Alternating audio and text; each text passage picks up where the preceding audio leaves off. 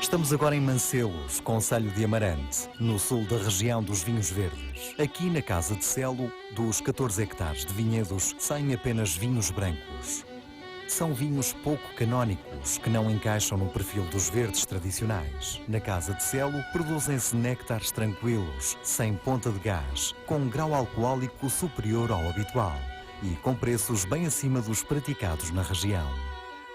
João Pedro Araújo, o produtor, defende que a região dos vinhos verdes está a iniciar um novo percurso, onde cabem propostas diferentes. Finalmente estará a fugir dos seus dogmas e transformar-se numa região demarcada, de um monoproduto, para uma região demarcada de vários produtos. E eu isso acho muito, muito interessante e muito positivo, essencialmente para a Casa de Celo. Achamos que a região deixa de ser a região do vinho verde para ser a região dos vinhos verdes, não é? Mas não achas que toda esta região poderá ser uma grande região de vinhos brancos? Ou de grandes vinhos brancos? Eu não acho que possa vir a ser, eu acho que é. Acho que já há muitos exemplos, alguns exemplos, não direi muitos, mas alguns exemplos que demonstram que somos a região dos vinhos brancos em Portugal. Faltará, na minha opinião, massa crítica. A massa crítica que existe no Douro, a massa crítica que existe no Alentejo. Numa região identificada com vinhos leves, frescos, de fraca estrutura e baixo teor alcoólico, a Casa de Celo foge ao perfil mais conhecido dos vinhos verdes. O vinho que estás a provar, que é um vinho que tem 14 graus e 7 gramas de acidez. E, portanto, isto é estrutura, tem aroma, tem álcool, tem tudo e tem frescura também, apesar de ter os tais 14 graus. Não é o objetivo ter 14 graus, nem o álcool é o importante. Porque o vinho pode ter 12 graus e ser fantástico, mas é interessante vermos por esse lado. É o potencial que existe aqui. O potencial que existe, não é? Que existe. Que vinhos é que vocês têm neste momento no mercado? Nós aqui em Amarante estamos a produzir 3 vinhos brancos. Temos um vinho verde que nós chamamos entrada de gama, não com sentido pejorativo, o nosso vinho verde, não é? Que feito com 2 castas. Nós só produzimos vinhos com várias castas de assemblage, não fazemos monovarietais. E depois temos um vinho que é um vinho com uma filosofia francesa, em que nós só vendemos esse vinho ao fim de 4 anos de casa, portanto é um vinho de 2004, que está agora no mercado, portanto é um vinho de conceito ao contrário do que hoje se fala, mas também é preciso ir à procura desse consumidor, em que tem um pouco de barrica, tem também castas que não são castas para a denominação de vinho verde. E depois temos um vinho que é o nosso superior, que é o topo de gama, que é um vinho feito com a perspectiva de posicionar a região dos vinhos verdes no lugar onde nós achamos que ela deve estar, que é no patamar da excelência. Com o posicionamento de preço que permite dizer que a região dos vinhos verdes também tem vinhos com preços comparados com os grandes vinhos que se fala de Portugal, não é? Além de produtos com preços superiores aos habituais na região, a Casa de Celo distingue-se também por fugir a 7 pés do gás, da chamada agulha, que anima muitos vinhos verdes, brancos e tintos. Fomos dos primeiros produtores na região a nunca ter engarrafado um vinho verde com gás. Nós não engarrafamos vinhos verdes com gás, portanto se precisa chamar o vinho tranquilo. E aproveitando a abertura da região para os espumantes, então fomos fazer o gás nos espumantes, espumantizando a partir do ano 2000. Portanto, hoje em dia temos um espumante... Que aqui também há, nesta região, um potencial enorme. Fantástico, fantástico. Vinhos tranquilos e um espumante com longo período de estágio. E agora uma novidade, doce, do agrado de Anselmo Mendes, o enólogo consultor da casa. A surpresa que aconteceu aqui em casa foi pensar a necessidade de fazermos um vinho de sobremesa e então fizemos um passito, que é o passi, que é o São João de Passy, que é um vinho que é feito no método dos passitos, não é?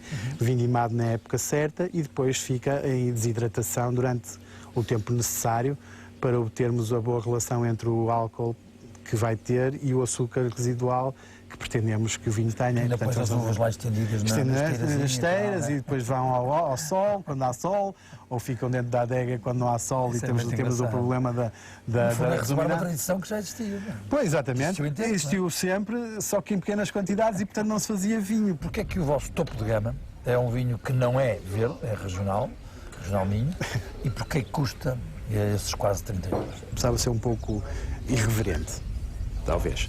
E daí termos feito o vinho como regional. Ele não precisava de ser regional. Ele tem 2 castas da região. Ele tem o Alvarinho, que é da nossa região, é da região dos vinhos verdes, não sei se sabias, provavelmente ficarás a saber. O Alvarinho é da região dos vinhos verdes, que vai do Minho ao Douro. E, portanto, nós podíamos fazer o vinho verde. Tem também uma outra casta que é a Malvasia Fina, que provavelmente, eu não queria dizer que somos os únicos produtores na região com a Malvasia em vinho extremo, mas presumo que seremos. Nós podíamos fazer um vinho verde. Não fizemos porque somos um bocadinho irreverentes. E como justifica o produtor um preço tão acima dos praticados na região? O preço é importante porque é um preço psicológico. Nós achamos que a região dos vinhos verdes, sendo como nós dizíamos há bocado, a região mãe dos vinhos brancos portugueses, que tem que se valorizar, e valorizando-se é mostrando que os vinhos merecem os preços que são pedidos, e os clientes, quando compram, mesmo que achando que isto parece uma loucura, vão beber e vão dizer, não é uma loucura, este vinho vale porque eu provei a marca Y, a marca X de uma região Y, ou de uma região X, e os vinhos equiparam-se ou são mesmo melhores.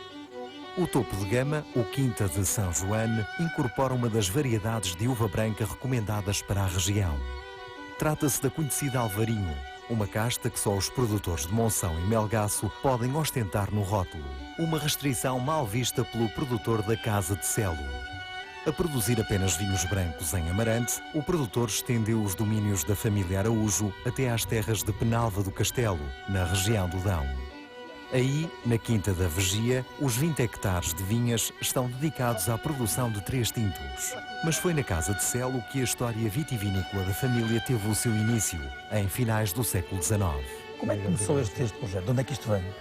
Isto vem já de algumas gerações atrás, em que o meu bisavô comprou a propriedade e pronto, está na família desde essa altura e tentamos mantê-la o melhor que podemos e sabemos. Mas vocês, a Casa de Celo, vocês utilizam como habitação? Como habitação, exatamente. Não utilizam como enoturismo? Não como turismo, no sentido de recebermos e ficar cá pessoas a dormir, isso não fazemos. É uma casa familiar, da família, casa da família. Mas quando o teu bisavô comprou a propriedade, já existiam aqui vinhas? Já, este é o Entrador e Minho, não é? Portanto, isto já havia vinhas, mas nos sistemas tradicionais, não é? À volta do campo, em que as pessoas tinham à volta dos campos de milho os enforcados, não é? Faziam as bordaduras, não é? Bordaduras numas regiões, noutras chamavam-lhe enforcados, e aí fazia-se o vinho, não é? Tínhamos os lagares antigos ainda, onde se fazia essencialmente vinhos tintos, não é? Lembro-me de uma história em que quando a minha avó pediu ao caseiro para plantar algumas uvas brancas, videiras brancas, o caseiro ficou furioso porque era desvalorizado o branco, não era uma coisa que nem sequer sabiam vinificar, nem nada. Os brancos de Celo aparecem já na década de 70 do século passado e a tradição de tintos foi abandonada. A promoção e venda dos vinhos da empresa amarantina têm sido potenciadas pela ligação a um grupo organizado de conhecidos produtores portugueses. A grande diferença que eu acho que é interessante no nosso projeto aqui na Casa de Celo é a ligação ao Independent Wine Growers Association, enfim, tu já ouviste falar, o IWA, não é? E nesse grupo, sim, então, toda a potencialidade que se pode fazer de promoção lá fora e também um pouco cá dentro, mas essencialmente lá fora, dividindo os custos entre os produtores todos e tendo a capacidade de ser um grupo que tem 5 produtores, tu conheces, a Quinta do Amial, a Quinta dos Roques, o Domingos Alves de Sousa, o Luís Pato e a Casa de Celo, em que esta diversidade traz uma atratividade muito grande. Tem sido fantástico. Tem sido fantástico. Que esse que é um dos caminhos que é do associativismo. No fundo, isso é uma forma Eu de não penso que seja um dos caminhos, eu penso que é o caminho. Quem não estiver em conjunto, eu penso que não vai ser fácil estar a se ingrar no futuro. Eu reconheço isso, o IWA começou em 2004, é uma associação constituída, portanto, presumo que será talvez o único grupo de produtores independentes que está constituído oficialmente. Começou em 2004 e daí para cá a projeção da Casa de Celo tem sido muito grande. Eu reconheço isso. Uma casa secular não se faz apenas de história e de memórias. João Pedro Araújo não prescinde de gente nova que ajuda a empurrar o negócio para a frente. Patrícia Magalhães, formada em agronomia, é uma espécie de faz-tudo, desde o acompanhamento da vinha e os trabalhos na adega, até às papeladas e diplomacias indispensáveis para escoar o vinho do armazém. Como é que se sente aqui? Sinto-me em casa, literalmente. Abracei o projeto há 3 anos e faço realmente a gestão da parte da viticultura, de equipamentos, a gestão humana também, de trabalhos a efetuar na quinta, bem como depois o acompanhamento que dou a nível de enologia ao Sr. Engenheiro Anselmo Mendes, que é o enólogo consultor da Casa de Celo.